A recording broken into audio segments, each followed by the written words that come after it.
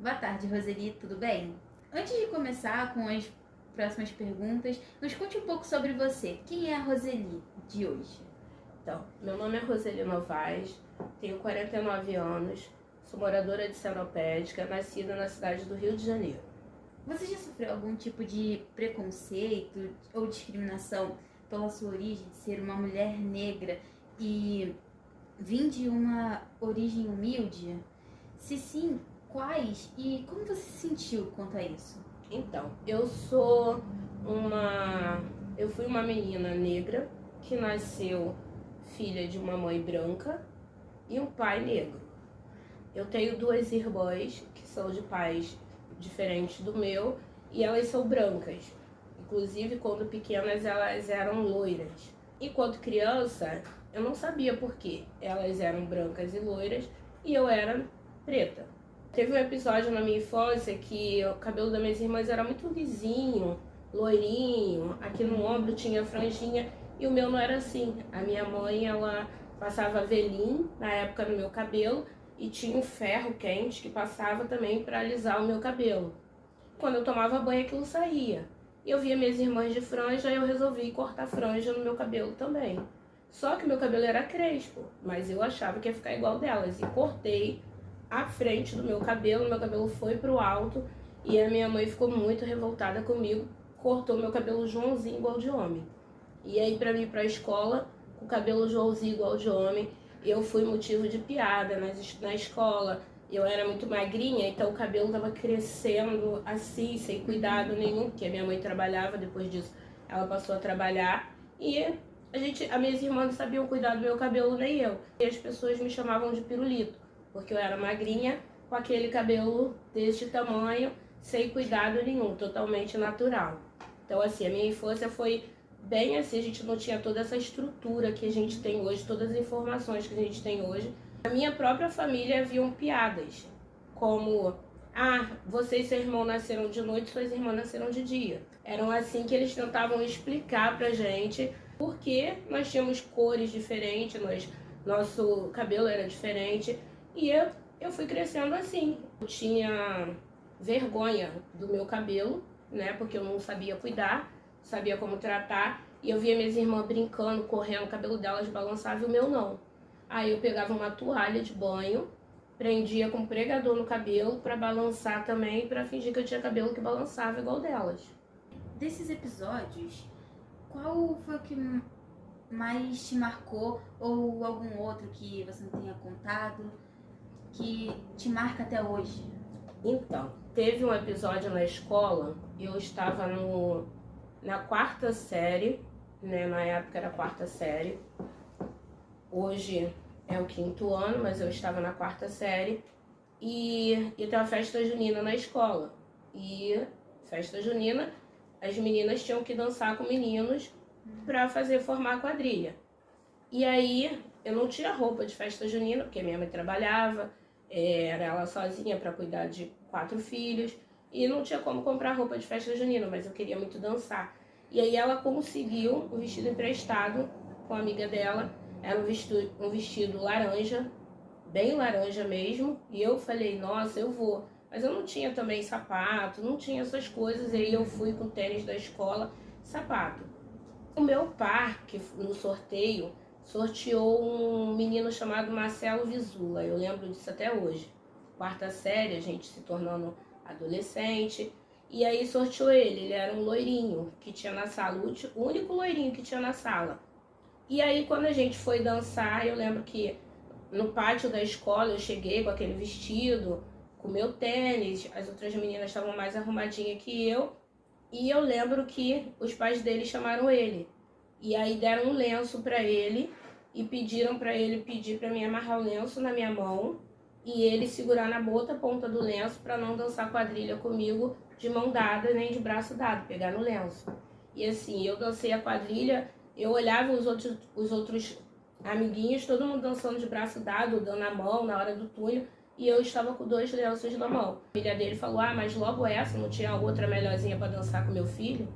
Você disse que não conseguia entender o porquê de você ser diferente das suas irmãs, delas serem brancas e você ser de uma cor diferente da delas. Então, a partir de que momento você se percebeu uma mulher negra e que teria que lidar com racismo dentro e fora da sua família? Então, quando eu comecei a perceber que o porquê de eu ser diferente das minhas irmãs, o porquê da minha cor ser diferente das minhas irmãs, do meu cabelo ser diferente das minhas irmãs, eu deveria ter uns 20 anos. Foi através de redes sociais. Quando começou o Orkut lá atrás. Por quê? Porque naquela época a gente não tinha muita internet, não tinha celular, não tinha WhatsApp, não tinha Facebook. Então as coisas eram muito difíceis, na escola não se falava nada, a minha mãe não falava muito sobre o assunto, a minha mãe nem falava sobre o assunto, meus familiares também não, e a certidão de nascimento minha e das minhas irmãs eram filhos do mesmo pai e da mesma mãe, porque o meu pai registrou minhas duas irmãs. Então, assim, na minha cabeça era tudo muito confuso. Porque se realmente... Eu sei que hoje em dia o pessoal vai falar, ah, mas com 20 anos, gente, mas eu tô falando de 20 anos atrás, 25 anos atrás, onde a informação não chegava. Eu não tinha nem televisão naquela época. Eu mexia em computadores na casa das minhas amigas. Então foi através disso que eu fui percebendo. E a gente foi conversando. E eu comecei a perceber que eu era a jovem negra, que me aproximava sempre da menina branca, que era popular na escola, que era popular no local onde eu estava, que era para poder ser vista. Eu fui percebendo tudo porque sozinha mesmo, com as amizades que eu fui tendo, as meninas falando, não existe esse negócio de você e seu irmão nascer no escuro e as suas irmãs nascerem de dia. Não existe isso, tem alguma coisa aí. E aos poucos, conversando com a minha mãe, eu fui descobrindo que as minhas irmãs não eram filhas do meu pai. E aí fui começando a entender sozinha mesmo. Por que a diferença de cor minha e das minhas irmãs. Nessa sua jornada, o que você tem feito para combater o racismo? Então, eu tenho sempre procurado incentivar as pessoas a se posicionarem. Eu acho que o posicionamento mais difícil quando você tem que se posicionar com pessoas estranhas que fazem comentários racistas, falas racistas, têm atitudes racistas com você, comigo, negra, ou com pessoas negras, é mais fácil. O mais difícil é quando você tem amigos e pessoas próximas, parentes, que tem brincadeiras racistas, falas racistas, atitudes racistas, e se você vai se defender e se posicionar, ainda falam, ah, para de mimimi, tudo é muito mimimi.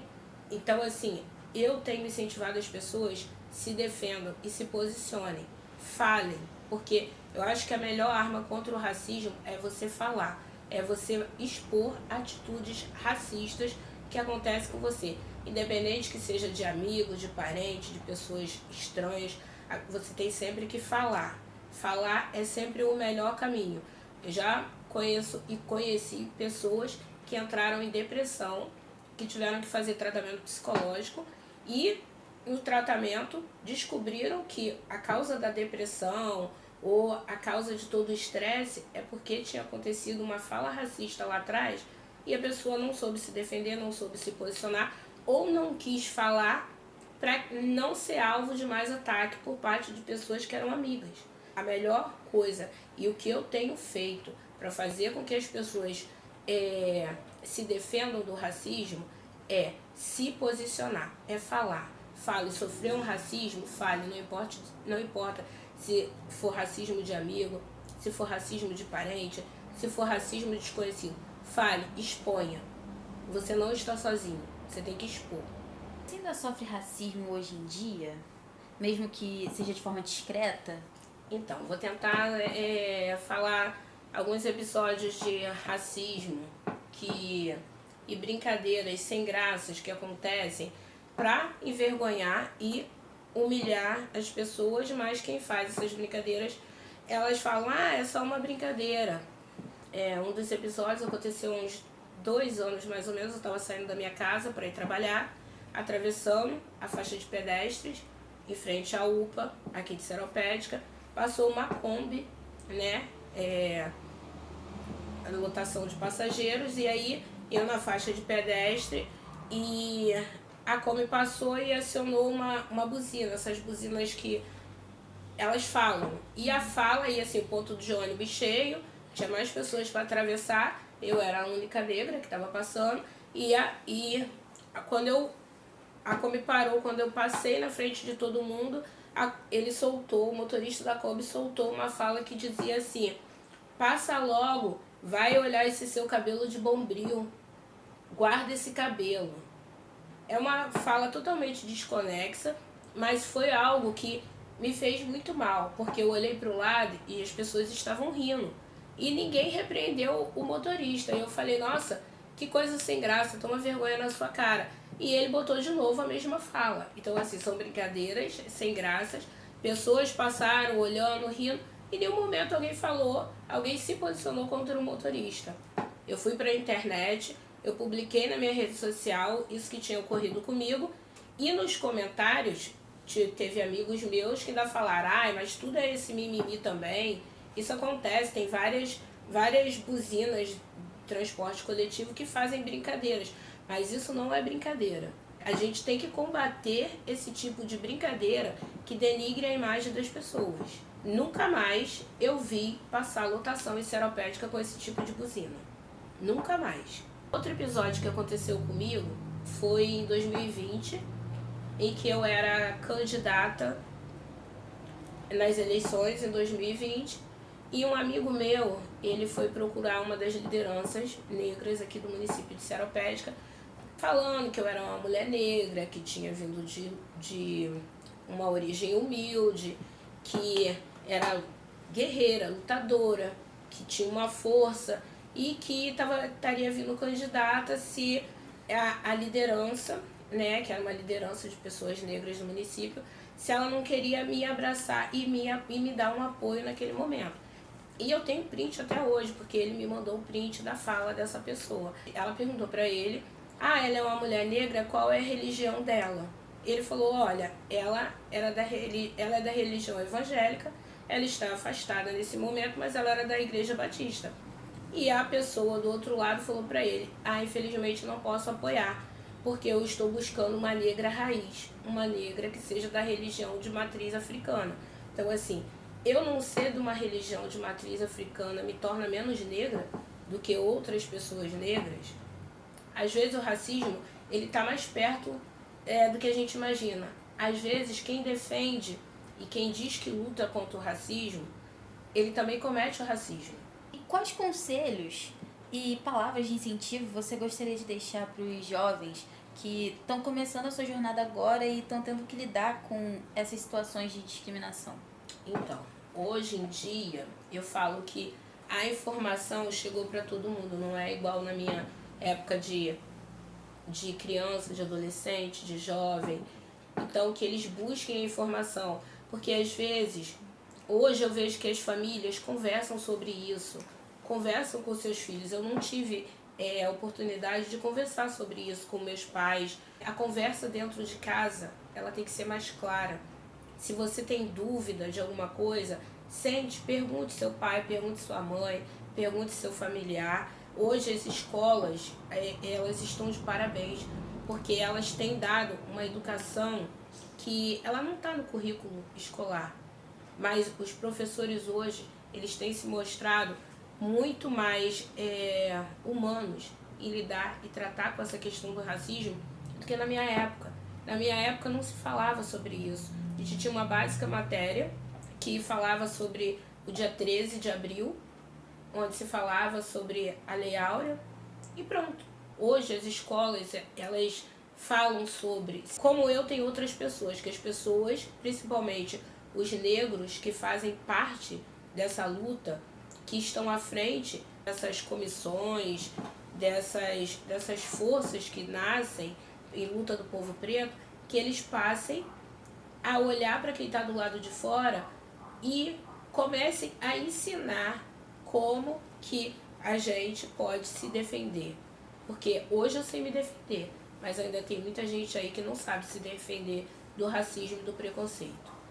E depois de tudo isso que foi falado aqui e toda essa vivência que você teve, Se você pudesse, o que diria? Quais conselhos você daria para aquela menina Roseli lá do passado, que estava começando a sua jornada e se descobrindo?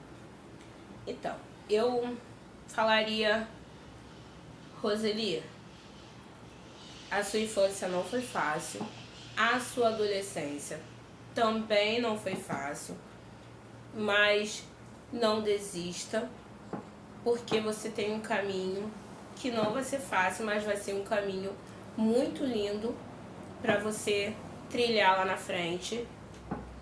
Que você que começou a trabalhar em casa de família aos 13 anos, que largou os estudos para trabalhar em casa de família também, não desista. Não desista, volte a estudar, porque é o seu estudo, a sua força e a sua resistência que vão te colocar no lugar que você nunca na sua vida imaginou que você poderia chegar.